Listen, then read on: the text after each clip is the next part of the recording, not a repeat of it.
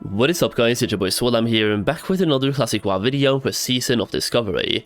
Now today we are once again dipping our toes back into some gold farming and checking out one of the ways that I'm making gold recently, just a casual gold farm that you can do while just chilling out, watching Netflix, watching Twitch. It's just a very relaxing gold farm, but it is a max level gold farm.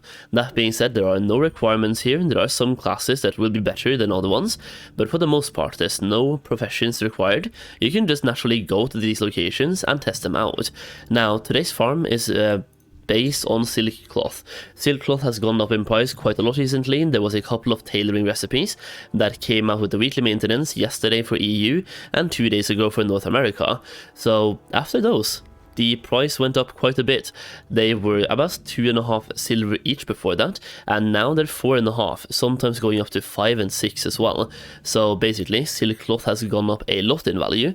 You can get over 1 gold per stack. So if you have a really good silk farm, those suddenly became way better than they used to be. And the thing is, most silk farms aren't only silk farms. You're also farming for level 25 greens in many cases, which can be really helpful and really valuable. So don't only think about this as a silk cloth farm only, think about it like you're farming for silk, other things, and random like RNG valuables. Like for example, you have a bunch of necklaces that people are buying. If you go to armor, for example, you can go to armor, miscellaneous, and neck, and you just put in level 20 to 25. And you can see some of the necklaces are very expensive. Most of them are actually over, yeah, you can see 9 gold for this one, and 12 gold for the spectral ones, and all the way down to way more. Like 4 agility, 4 strength, 60 gold, or up to 59 gold. So some of them can be really expensive. You can also get rings from these farms, and you can get way more like RNG blues, RNG greens, that you can sell for a lot of gold, and then you get a steady cash flow through the silk cloth that you're getting as well. Now personally, my favorite farm here for silk is this one right here in Duskwood at the Volgol Ogre Mound, located right here. And the reason for that is that I'm playing a warlock, and sure, some of these mobs can be very high level and they can also deal a lot of damage to you, but I also have a lot of self-healing just by being a warlock, and I'm very tanky as well. And if I really want to, I can not use succubus, and I can use a void walker to then don't take that much damage myself. And yeah, you can just kill this guy as well real fast. He's just channeling on me, so there we go. You can just take out that guy as well. And if you don't want to, you can also go for a what am I trying to say here? You can go for a Void Walker, you can go for Haunt. I'm using Metamorph just because I like Metamorph, but when you're dealing with the Fire Weavers here, you can also go for Haunt.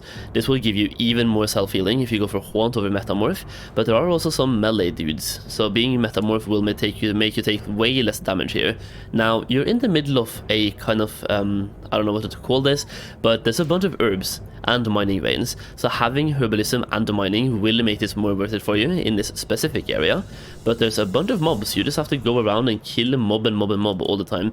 As you can see, there's a bunch of melees, like this guy right here, but also a bunch of casters. So if you want to use Metamorph or Haunt, it doesn't really matter too much. It just depends on like how you play and how you do things. If you're a hunter, once again, it's all about, they're a little bit high level sometimes, level 26, 27, and if you go further to the cave, they're level 30 as well.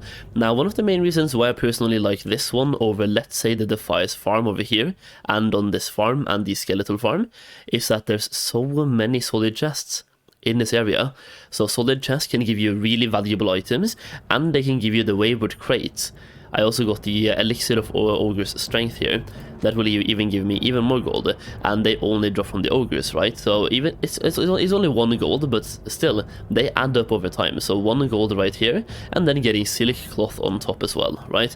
But yeah, I'm farming down here rather than farming up at the graveyard. The graveyard is very camped due to grave moss. You can also farm at the 2 farms, so you have a farm over here and a farm over here as well that you can farm at, and you have the ogre mound in the middle. Now, just in case you're not playing Alliance, I will show you a couple of locations for Horde as well, and if you ask me, Horde even has an easier time here for this farm and for farming silk, because you have so many farms in one area or like in one zone that are pretty close together and making it very easy to farm these. But also Alliance, once again, we have access to this one and well, a bunch of places in Duskwood, to be fair, so it's a give and take. Regardless, here are a couple more areas where you can farm. You have the Cursed Sailors just north of Menethil Harbor in wetlands. Once again, if you're playing Alliance, this one is kind of tailored to you. But you also have the ones that I just farmed down here. You have those marked. You have the Defiance Enchanters at the farms that I was talking about. And then if you're playing Horde, or actually one more for Alliance here. If you're playing Alliance and you want to just farm these while waiting for the Ashenvale battle to start, you can do so right here. If you go all the way to the east of the map, you have a Warsong Long Lumber Camp. They have a lot of Horde peons and also like just like a lot of NPCs over there, Horde NPCs, that you can just kill while waiting for the battle to begin. If you're just farming the Ashenvale reputation, you can go here and farm silk and gold while waiting, and that way you're still in the zone as well, so you're ready for the next battle when it starts. If you're playing Horde, you have this location right here in Thousand Needles.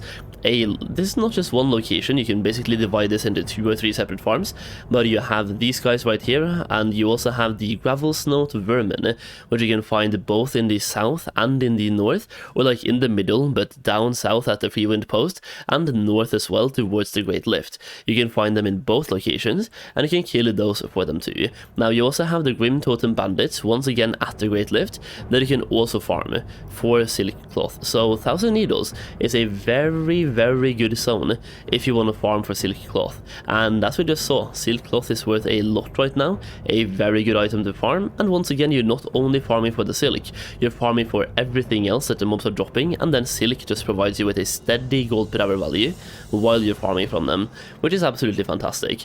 Now my favorites are once again kind of Alliance favorites, so we have this one that I was just farming at, and that I've been farming at a little bit off stream when I'm just like ending my stream, and before I go to bed or something, just chilling with a little bit of farming. This is a great location to do that. I would say though, you probably want to be a hunter or a warlock while farming here, because some of the mobs are kind of tough and they are kind of high level, but hey, just go and test it out for yourself.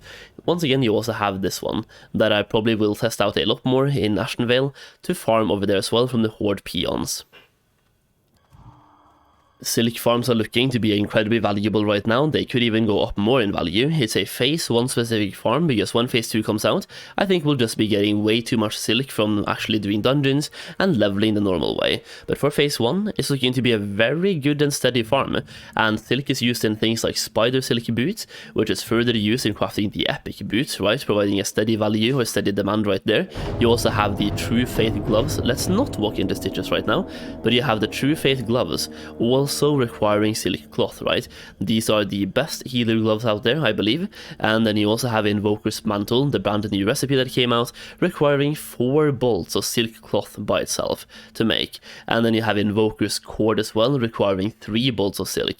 TLDR, there's a big demand for silk for casters and healers, and you can capitalize on that by farming the silk and selling the silk.